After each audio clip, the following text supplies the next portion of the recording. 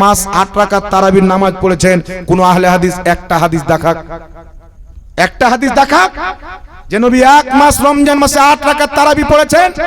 আহলে হাদিসদের নানি মরে জাহান্নাম চলে যাবে, একটা হাদিস দেখাতে পারবে না। এটা ওর বাপের বানা শরীয়ত। তাহলে তুমি কেন 8 রাকাত তারাবি পড়ছো?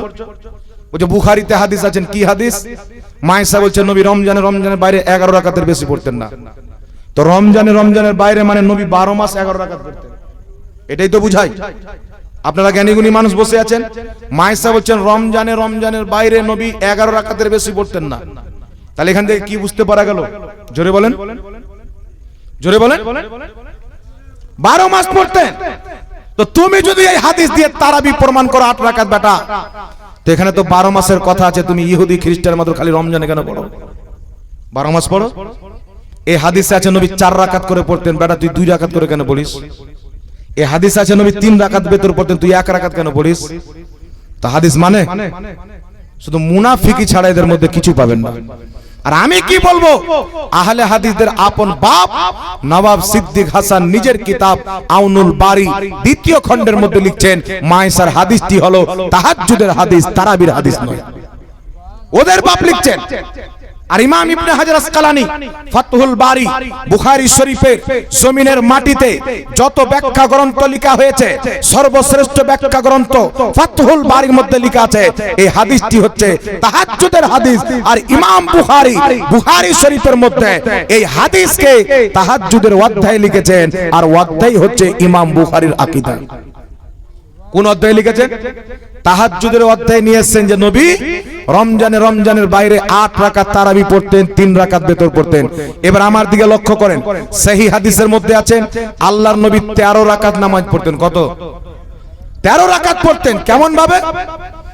8 রাকাত পড়তেন তাহাজ্জুদ, 3 রাকাত পড়তেন বেতর, 2 রাকাত পড়তেন ফজরের সুন্নাত।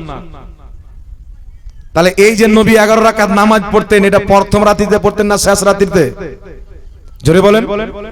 মা আয়েশ আব্দুল্লাহ ইবনে মাসউদ থেকে, আব্বাস থেকে, অন্যান্য সাহাবী থেকে বর্ণিত আছেন। কি বর্ণিত আছেন? আল্লাহর নবী আলাইহিস সালাম 13 রাকাত নামাজ পড়তেন, 8 রাকাত তাহাজ্জুদ, 3 রাকাত বেতর, 2 রাকাত ফজরের সুন্নাত। মানে নবী লাস্ট রাতে পড়তেন, যেমনই বেতর শেষ করতেন ফজরের টাইম ঢুকে যেত, 2 রাকাত সুন্নাত পড়ে নিতেন।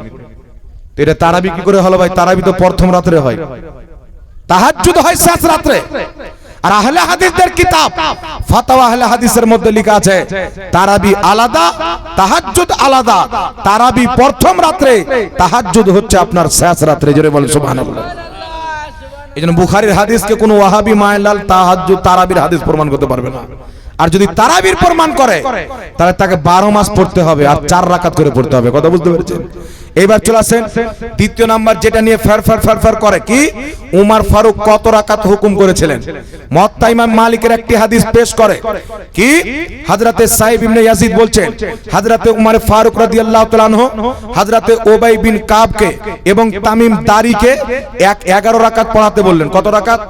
11 রাকাতান, 11 রাকাতের হুকুম করলেন। এই হাদিস আরেকটি কিতাবে আছে।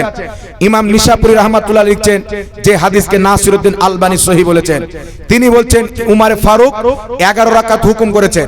বর্ণনাকারী বলছেন আমি জিজ্ঞাসা করলাম 11 রাকাত না 21 রাকাত? তিনি বলছেন 11 রাকাত।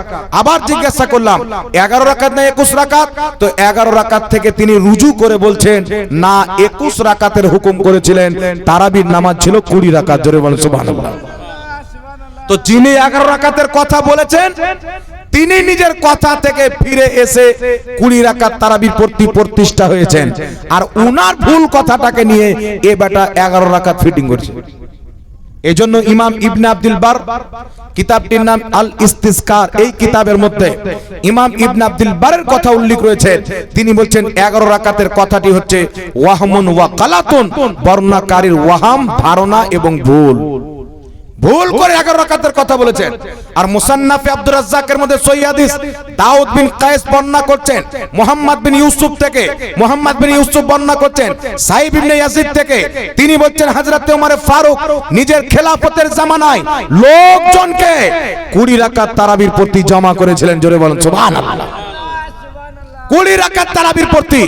আর এটা কোনো মাইলাল দুর্বল প্রমাণ করতে পারবে না, কোনো ভেজাল নাই, কোনো আপনার বিশুদ্ধতা অসভ্যতা নাই। এই হাদিসটি হচ্ছে টানাটান সহি যে উমারে ফারুক নিজের জামানায় 20 রাকাতের প্রতি মানুষকে জমা করেছিলেন, একত্রিত করেছিলেন। তাই হযরতে আলীর জামানায় 20 রাকাত তারাবি, আব্দুল্লাহ ইবনে মাসউদের জামানায় 20 রাকাত তারাবি। আমি ওয়াহাবিদেরকে বলতে চাই